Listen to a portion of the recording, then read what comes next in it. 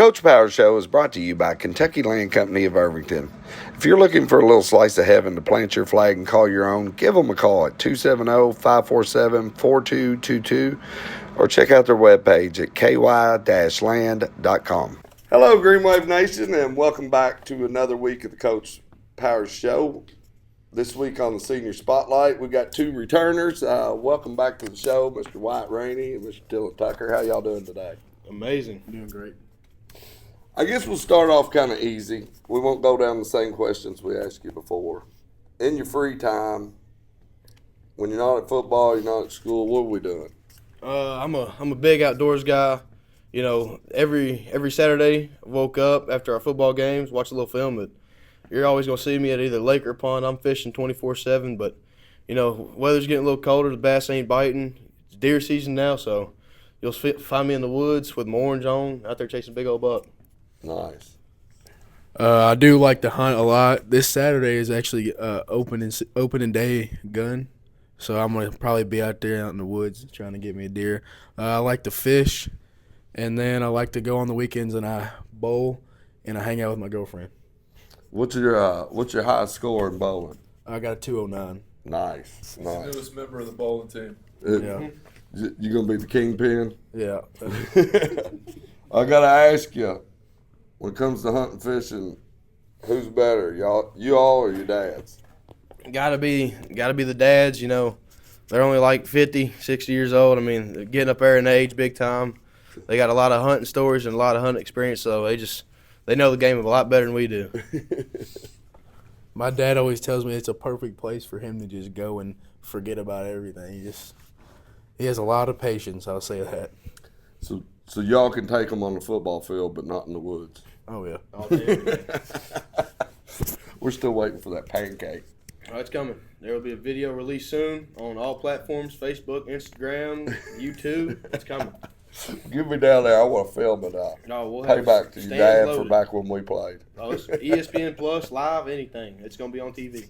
Hey, after we get this win, it's going to be Jeremy Raney versus Wyatt Raney, 50-yard line. Nice. One-on-ones. I'm down for that. Let me know when it happens. Yes, sir. Guys, we talked about it earlier in the year when we sat down. Your senior year would go fast. And here we are. Regular season's over, going into playoffs, win or go home. Kind of talk about what this season's been like. You know, y'all have had a lot of challenges thrown at you that you had no control over, whether it's injuries or other things. What's it been like this season?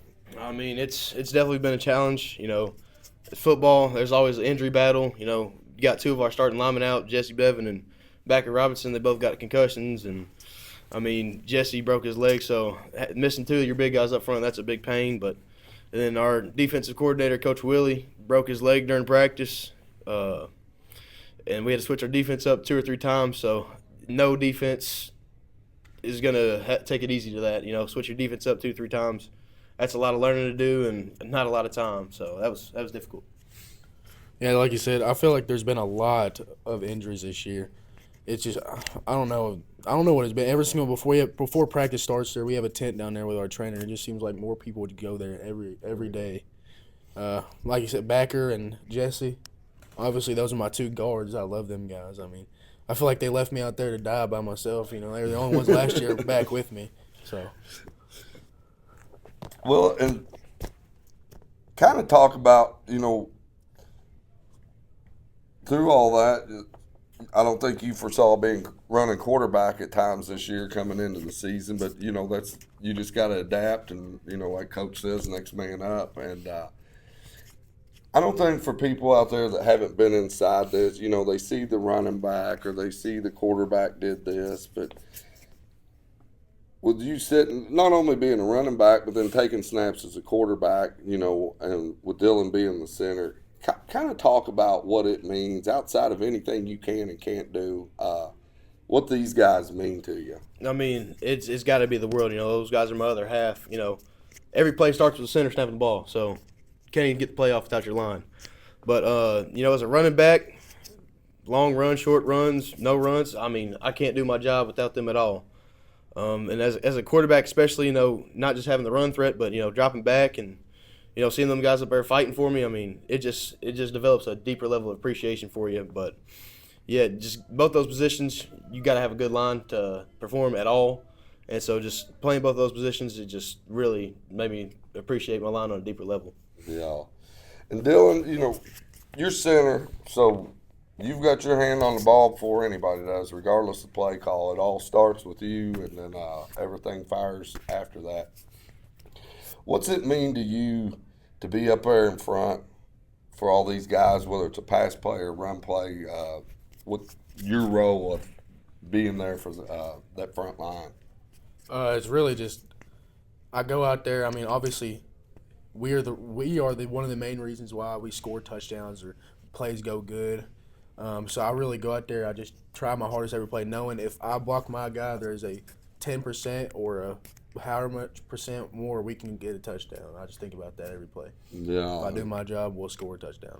Well, and Coach talked about it after the Central Hardin game there. They come out the second half, got the kickoff, and Heiner runs one back for a kickoff return. But, he brought up the fact that you didn't get your first block, but instead of getting upset and just quitting, you peeled off and went down and actually got the big block to kind of spring the corner for him. And, without that, it doesn't matter how fast you are or not without that. And Coach, what do these guys mean to you, Coach? Yeah, I mean, you said it there with Dylan's effort there, and these two have grown so much as leaders throughout this season, through the highs and the lows, and I've challenged both of them in numerous ways, and they've responded. And I know sometimes I probably get on their nerves, but I hope that they know that I care about them, and that's why I challenge them. But they're just the epitome of what this senior class has been about, and that play you're talking about with Dylan is the epitome of what he's about, and Wyatt. It's, they've both been asked to step into different roles. Like Dylan's always been the center, and we really struggled at tackle in the South Oldham game, and Dylan's one of our most athletic linemen, so we needed him to play some tackle to try to make the team and the offensive line better. Dylan didn't bat an eye. He just stepped in and did his best he could at it, and now he's back at center, and we're better off when Dylan's in the game in some capacity, and that just says a lot about Dylan's team-first attitude. And then the same thing with Wyatt. I mean, one of the best running backs in the state, and we have a young quarterback. We're struggling. He gets hurt, and we needed Wyatt to play quarterback for the team. Doesn't bat an eye either, and just steps in and does everything he can to help the team. And people that have never played that position don't understand that is, in my opinion, not even close to the hardest position in all of sports. The most pressure's on you. Everybody's watching you. You get all the praise, all the blame. And Wyatt just did it with great effort, great attitude, did everything he could to help the team win. And those are just two examples of what these two have been about all year. I've seen their leadership grow through some challenges. At halftime, when we need somebody to step up and be vocal, it's always these two. Leading into this week, we've had some adversity on the team, and these two are the two that are the most vocal about it, pulling guys together about finishing strong and winning a home playoff game, what that means. They've been through so many battles in these colors right here, and I know Meade football, Meade pride is true to these two's core, and I'm just really thankful to have two guys like this my first year as a head coach. And it's awesome to see people walking in my shoe that I used to walk in.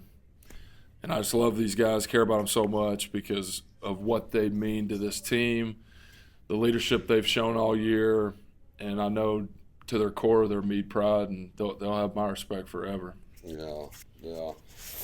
And kind of, you all have been in it a long time at this point. Both of you come up through youth football all the way, and you've had different coaches. You got Coach Powers this year. What's the biggest moment at this point for you all, looking back on all your career being at Green Lake? Definitely played a lot of games, but most memorable, I'd say, was freshman year. Stuck me at linebacker. and North Hardin thought they was gonna come down here and whoop up on us. Big rivalry game, and I mean the stands were packed. I think it was 2,000 to 3,000 people out there, most we've seen in years. And well, they thought they was gonna come in here and whoop us, and well, we flipped the coin, and it was on from there, and we just put it to them every snap. I mean, they had Division I players and such, and I mean, we had guys just whooping on them every single play. We out physicaled them, we outplayed them at every position. So, to have that was our last home playoff game, and just for us to whoop on them, it's good to win a home playoff game, but for it to be North Hardin, it just makes it 100 times better. Yeah. So, that was definitely my best moment. Nice. My best moment was when we played Central Hardin last year. We had it was a really close game. It was about, I think we won 30-22 or something like that. And we had his game-winning touchdown. We had a trick play called the hook and ladder, where a lineman catches it, he tosses it back to the receiver, running down the sideline for a touchdown. That play was great. I don't know what it was about that play. That's it was awesome. Amazing. It's always awesome when big guys get touch the ball too. Yeah. I thought you were going to say you caught the hook and ladder. Oh no. Like Billy Bob, varsity blue. I'm sure, you get done on a game on Friday night, go home for a weekend, you come back on Monday. I'm sure Coach is waiting for you. He's broke down tape, ready to grade you out, tell you what you done good, what you done bad. Let's turn the tables now. The regular season's over. How would y'all grade Coach in his first year here as head coach? Well, being as old as the old man is, having a lot of coaching experience at the college level, you ask any guy to come coach high school football, come from the college level, it's just different. I mean, to go from that atmosphere, having thousands upon thousands of stands, being on TV, coaching these high-level guys, and then having to shrink down and come back to high school, I mean, that's just two different levels of football. That's not even the same game. And for Coach Powers to come in and do what he's done, on and off the field, he's always preaching, making us better players, but what he's done for us as young men and teaching us, how to be good husbands, good young men in the future, good students, good family members. I mean, he's trying to make us better players, but just good young men on and off the field. So, I mean, just a great young man overall. Got to give him an A+. A+. Yeah, he said young man, great young man.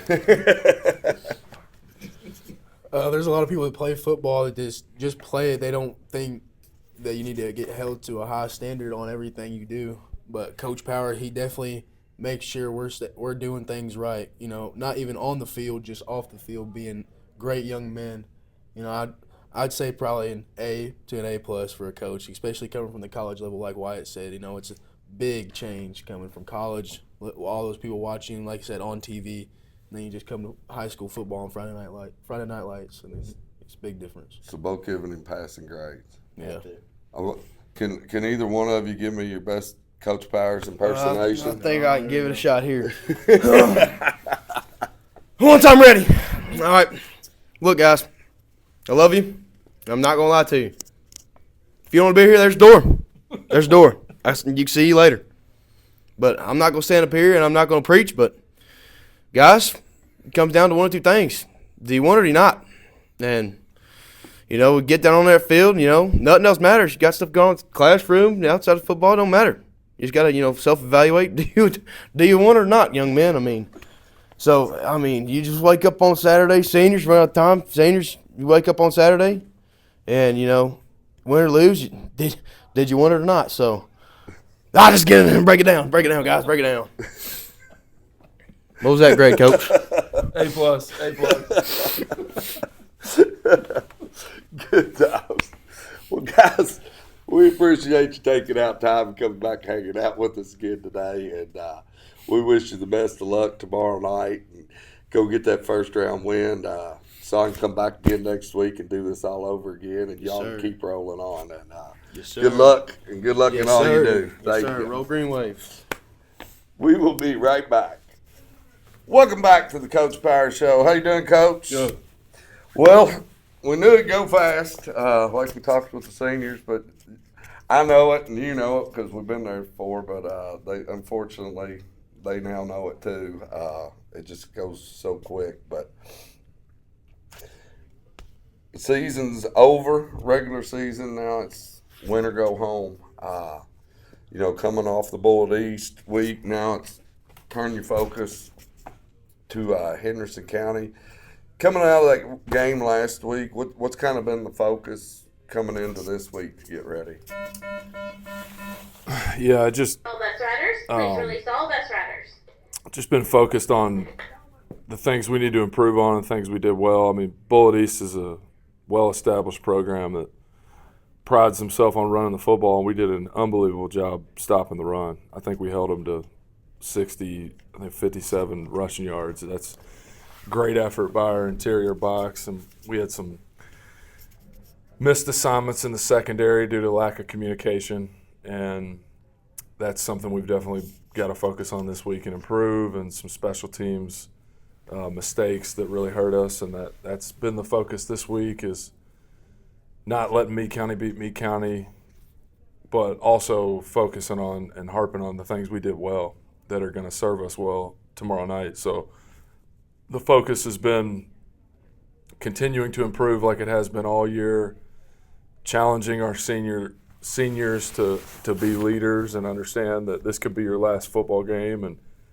the effort, mentality and focus that you put into practice is going to show up tomorrow night, and we've got a great opportunity for them to try to make a run and a home playoff game on your home field as a senior. There's only half the teams in the state get that opportunity this week, so just trying to get our guys to focus and understand how great of an opportunity this is, and encourage them and challenge them to leave it all on the field and give it everything you have and have no regrets. Yeah. And speaking of which, you got Henderson coming in. What's Henderson look like this year? They're a physical football team. That's kind of who they've always been. It's looking back at history, it's kind of turned into a rivalry between us. The two schools played a lot over the years since kind of started, I think, the year after I graduated. It's been a lot of Meade County, Henderson County matchups that are always a physical football game. Their kids play really hard is something I notice on film. They give great effort. Kind of a similar program to us in that regard. I think personnel-wise, we match up similarly. They're good in the box. That in the box is our strength. They run the football, we run the football, and they're just a hard-nosed program. And so we've got our work cut out for us. It's going to be a battle, and I expect it to come down to the wire. And it's one of those games that the team that makes the least amount of mistakes probably comes out victorious. So that's our focus, is controlling what we can control and limiting mistakes and playing our best. Yeah. And I saw the game was scheduled for Friday, but you moved it up to tomorrow night. Has that changed? What's that changed for you as far as preparation? Yeah, we were worried about the weather. Living through a rain delay this season, it's brutal. We didn't want that. And takes away a day of preparation, but your opponent's got the same restrictions, so it's really going to come down to which team focuses the most in practice and comes ready to play on a shorter timeline. Yeah. And I guess it's still at 7, right? Yeah, 7 p.m. kickoff. 7 p.m. So we wish you the best of luck this week, and hope them full confidence we'll be back here doing this again next weekend for round 2. But thank you, Coach. No, I appreciate it. Best of luck tomorrow night. Thank you. Anybody that can get out and support these seniors, they've been through a lot, and they chose a harder path in the game of football. A lot of kids don't want to play nowadays, and I have the utmost respect for this senior class, the way they've battled through adversity, and it'd be great to see them get the support in a home playoff game that they earned and that they deserve. Absolutely. And the weather's going to be good tomorrow, so there's no excuse. So Green Wave Nation, let's get out here and cheer these Waves on in the first round and help them roll into the second round with a strong performance tomorrow night.